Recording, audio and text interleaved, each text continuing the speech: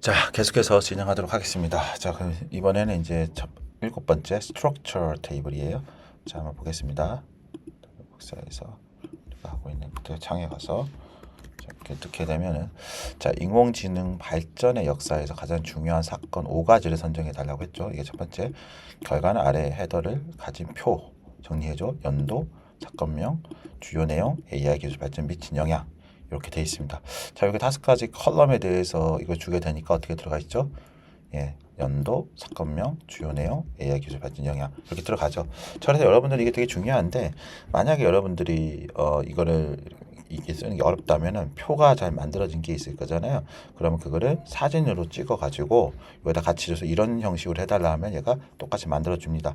아니면 이런 식으로 적어줘야 돼요. 이거 되게 중요해요. 여러분들이 이제 이 과정을 통해 가지고 나중에 논문을 써야 될 경우가 있잖아요. 그럴 때 표가 많이 필요하죠. 표 작성할 때 이걸 활용하면 굉장히 좋습니다. 그래서 이렇게 하는 걸 잘 알아두세요. 한번 결과를 볼까요? 그랬더니 이제 역사의 5대 전환점 같이 하면서 공부하는 겁니다.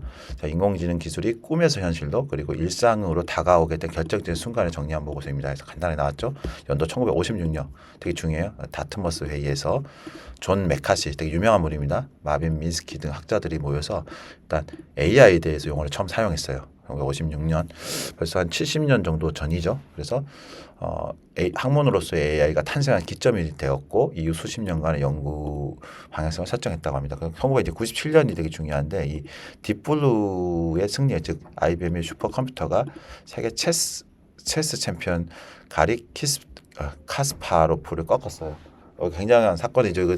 유명했었어요. 그 당시만 해도 우리가 이제 컴퓨터 능력이 떨어졌음에도 불구하고 슈퍼컴퓨터가 이거 이겼다라는 거예요. 연산 능력과 탐색 알고리즘의 위력을 증명했으며 AI가 특정 영역에서 인간의 넘을 수 있음을 시사했다라는 거죠.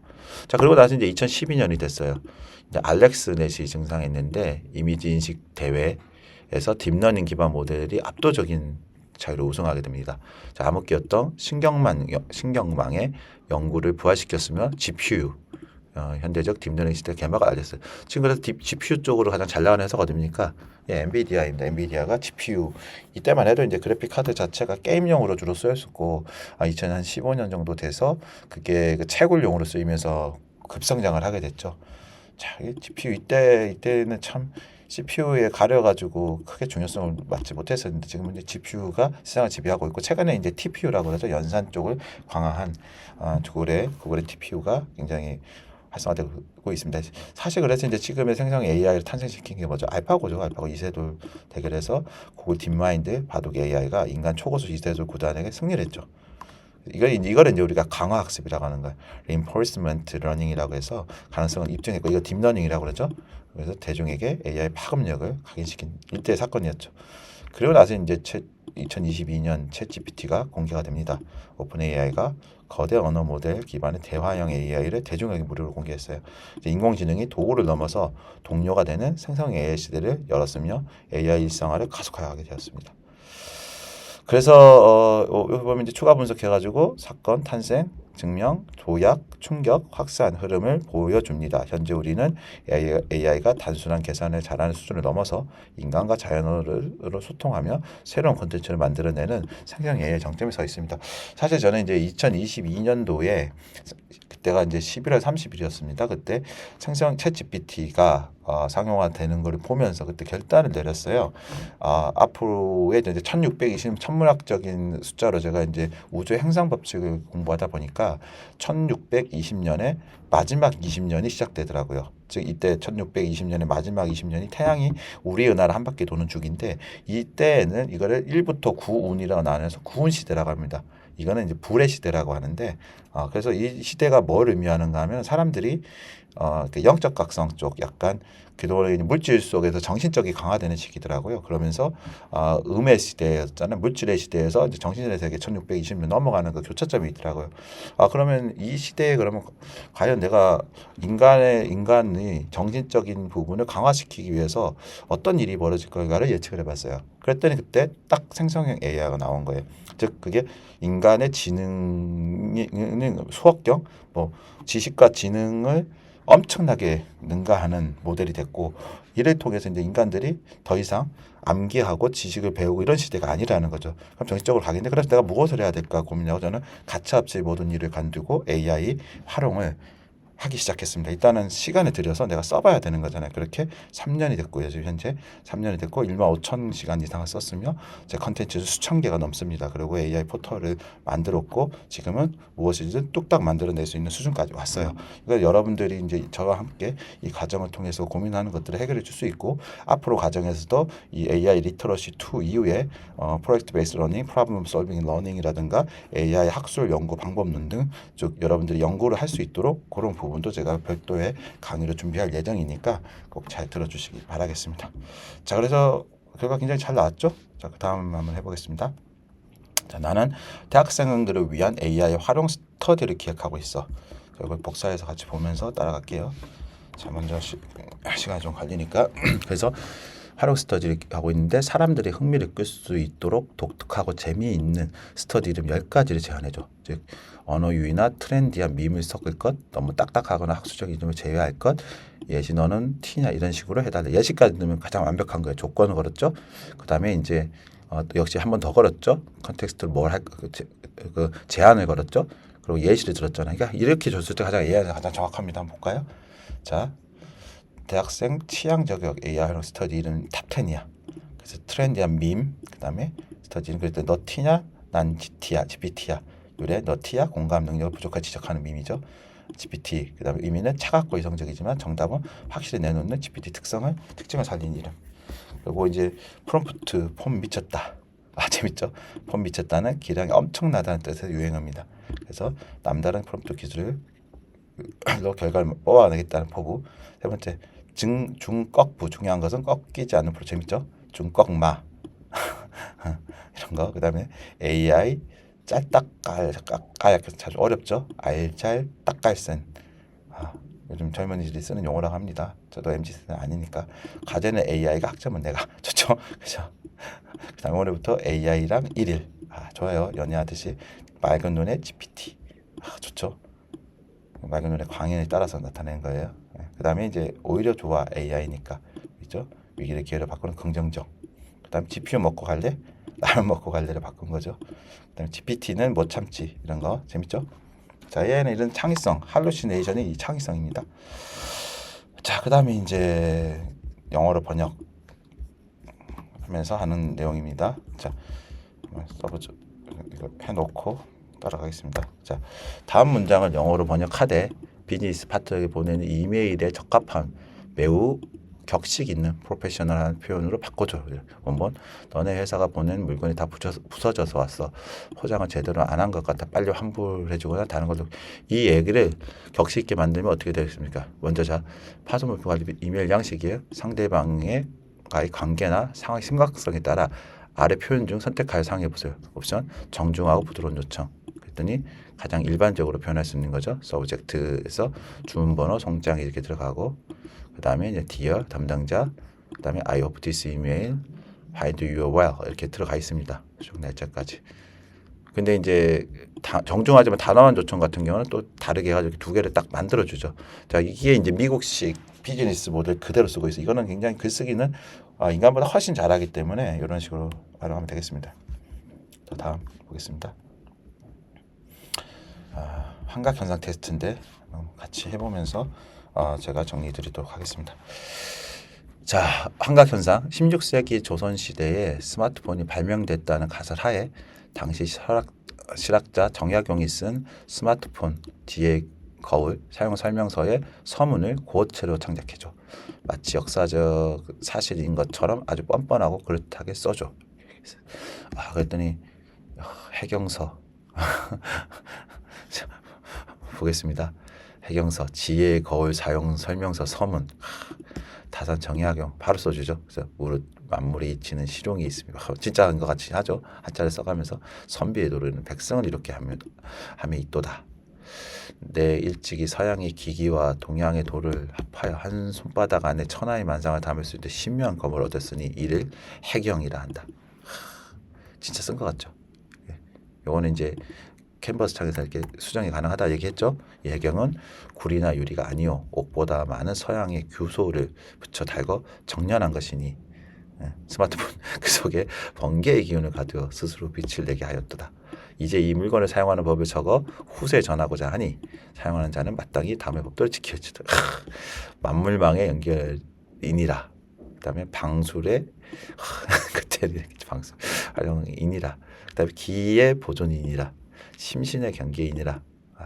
그래서 내 이 해경을 통해 조선의 모든 백성이 지혜로워지고 나라의 길들이 바로 서기를 간절히 바라며 이 글을 적어 해경의 첫머리에 두노라. 가정 연간 16세기 어느 해 다산 정약용. 그럴듯하죠. 멋있습니다. 자, 일단 실습은 여기까지 하고요. 그럼 이제 1주차 성찰 보고서에 대해서 좀 한번 같이 살펴보도록 할게요. 그래서 아까도 얘기했는데 AI 시대 인간만이 할 수 있는 고유한 역할은 무엇인가라는 주제로 이렇게 쓰고 있어요. 그리고 혼자 쓰는 것이 아니라 보조자가 활용해야 된다고 했어요. 그래서 초안 작성하기 한번 해보겠습니다. 먼저 AI에게 여러분의 생각을 정리해달라고 요청해 보세요. 자, 복사해서 한번 넣어보겠습니다. 복사해서 그대로 이제 복사하고 붙여넣기죠. 엔터 눌러주세요. 자, 그래서 여기 보면 공감 능력, 윤리적 판단, 창의적 질문이라고 했죠. 그래서 500자 내로 해보겠습니다. 그랬더니 어떻게 써놨습니까? 잘 쓰죠. 500자, 그러니까 얘가 참 글자 소리를 잘 못 알아듣긴 해요. 그러니까 500자 이러면 안 되고 그냥 문단으로 해야지 잘 알아듣습니다. 한번 읽어볼게요. 인공지능이 인간의 지적인 능력을 추론하는 데 시대가 도래해야 했습니다. 단순 업무를 넘어 예술과 전문성 영역까지 진입한 AI를 보며 우리는 인간의 고유함에 대해 묻지 않을 수 없습니다. 그러나 기술이 정교해질수록 기계가 결코 흉내낼 수 없는 인간만의 영역은 더욱 선명하게 드러납니다. 먼저 타인의 아픔을 가슴으로 느끼는 공감 능력은 인간만이 가진 연대의 힘입니다. AI가 데이터를 기반으로 감정을 흉내낼 수도 할 수는 있어도 생명으로서 건네는 진심 어린 위로의 무게를 대신할 수는 없습니다. 또한 복잡한 사회적 맥락 속에서 가치를 저울질하는 윤리적 판단 역시 인간의 몫입니다. 효율성이라는 지표 너머에 생명의 존엄성과 공정함을 수호하는 책임감은 기계 알고리즘에게 맡길 수 없는 영역입니다. 마지막으로 주어진 답을 찾는 능력을 넘어 새로운 길을 제시하는 창의적인 질문은 인류 발전의 원동력입니다. 왜 이 일을 하는가라는 본질적인 물음은 오직 주체적 의식을 가진 인간만이 던질 수 있습니다. AI는 우리를 대체하는 경쟁자가 아니라 우리의 한계를 확장해주는 강력한 도구입니다. 우리가 기계와 경쟁하기보다 공감과 윤리 그리고 질문하는 용기 같은 인간다운 가치를 갈고 닦을 때 AI 시대의 인류에게 위기가 아닌 새로운 도약이 그냥 멋있죠. 자, 그럼 이거를 좀 바꿔보고 싶지 않나요? 자, 이거를 그러면 좀 더 1인칭 자, 나는 AI 융합 비즈니스학과 정진혁 융합 비즈니스 전공 정진혁 교수야. 이렇게 나의 페르소나를 주고 나의 관점으로 다시 이야기해줘. AI는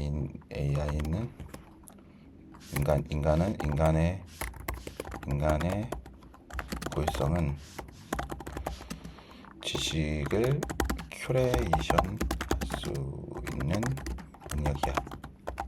자, 이런 식으로 한번 해볼게요. 그럼 바뀌어서 나오겠죠. 그리고 5문단 이상으로 작성해줘. 이렇게 한번 결과를 가지고 여러분들이 이렇게 바꿀 수 있는 거예요. 얼마든지 나는 누군데 내 관점에서 할 수 있는 것들을 해달라. 그럼 어떻게 할까요? 내가 알아서 내가 한 대로 나의 페르소나가 들어갔죠. 나의 페르소나에 맞춰가지고 관점을 반영해서 이렇게 다시 풀어내고 있습니다. 길어졌죠? 5문단 하니까 이상으로 하니까 더 생겼죠? 어떻게 됩니까? 그래서 지식 큐레이터로서의 인간의 새로운 비즈니스 패러다임에서 이렇게 나왔어요. 그렇죠? 융합 전문가로서 제가 정의하는 인간의 가장 고유한 능력, 지식 큐레이션 능력입니다. 이러한 큐레이션의 과정에는 타인의 페인 포인트를 읽어내는 공감 능력이 필수적으로 수반됩니다. 큐레이션 기술 효과를 넘어서 윤리적 판단을 포함합니다. 나아가 인간은 완성된 지식에 만족하지 않고 끊임없이 창의적인 질문을 던짐으로써 큐레이션의 지평을 넓힙니다. 그리고 결국 AI는 우리를 대체하는 위협적인 존재가 아니라 인간의 큐레이션 역량을 극대화하는 강력한 파트너입니다. 아까보다 훨씬 좋아졌죠. 여러분들도 자 이런 식으로 한번 나온 결과를 나는 누구고 나는 이런 관점을 가지고 있는 걸 얘기해서 이렇게 써서 제출해주면 되겠습니다. 그래서 어떻게 여기 보면은 오른쪽에 보면 익스포트 다큐멘트가 있어요. 그럼 이렇게 보내서 자 보내면은 문서가 구글 독스로 넘어가요. 자 근데 이 제목은 바꿔야 되겠죠? 질문이 들어가니까 이렇게 해서 바꾸고 자 그 다음에 이제 요거에 대해서 어떻게 하면 되겠습니까? 항상 이게 워드를 쓰실 때는 컨트롤 엔터를 눌러야 커맨드 또는 컨트롤 F 그러면 이렇게 페이지가 바뀌잖아요. 이렇게 바꾸고 앞에다가 이제 이게 여러분들 이제 이름하고 이런 게 넣어야 되잖아요. 그럼 여기 밑에다가 뭐 이렇게 뭐 학번 이름 그다음에 뭐 이런 거 있죠. 형식 이렇게 해서 요거 그대로 파일에서 다운로드해서 제출하시면 됩니다. PDF 또는 워드로 이렇게 해서 저한테 제출해 주면 되겠습니다. 자, 첫 주의 수업은 여기서 마치도록 하겠고요. 자, 여러분들 이 학습 페이지 오셔가지고 항상 여러분들이 이거를 학습해 보시길 바라겠습니다. 빠진 게 조금 있었네요. 뒷부분은 잠깐 볼까요? 그래서 요 나온 걸 가지고 제가 아까처럼 좀 체크해가지고 바꿨죠. 바꾼 과정을 좀 보여드렸어요. 그리고 이제 최종 피드백 할 때 이런 거 평가하는 거 한번 해보겠습니다. 평가하기까지. 그래서 이렇게 한번 해보면 제가 이거 수정한 거에 대해서 평가를 하겠죠. 여기까지 하고 마무리 짓도록 하겠습니다.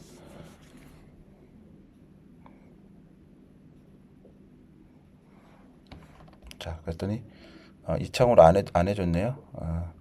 보면은 이제 논리적 일관성에서 획득 점수가 더 낮아졌네. 그 다음에 이제 낮아진 건 아니고 28점이고 창의적인 관점은 29점, 문장 표현력은 35점.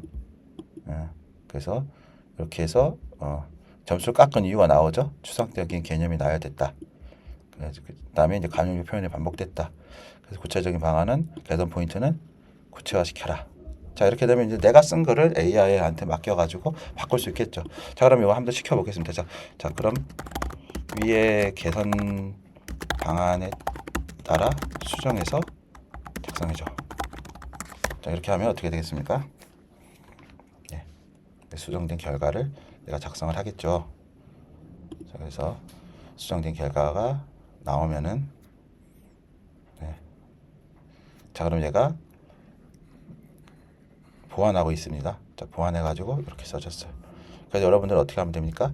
그럼 요거를 그대로 자 이렇게 복사를 하셔가지고 쉐어해도 되는데 카피 컨텐츠 하셔가지고 요 이미 만들어 놨잖아요. 그래서 여기다가 기존 거 이렇게 지우고 이렇게 복사해가지고 제출하시면 됩니다.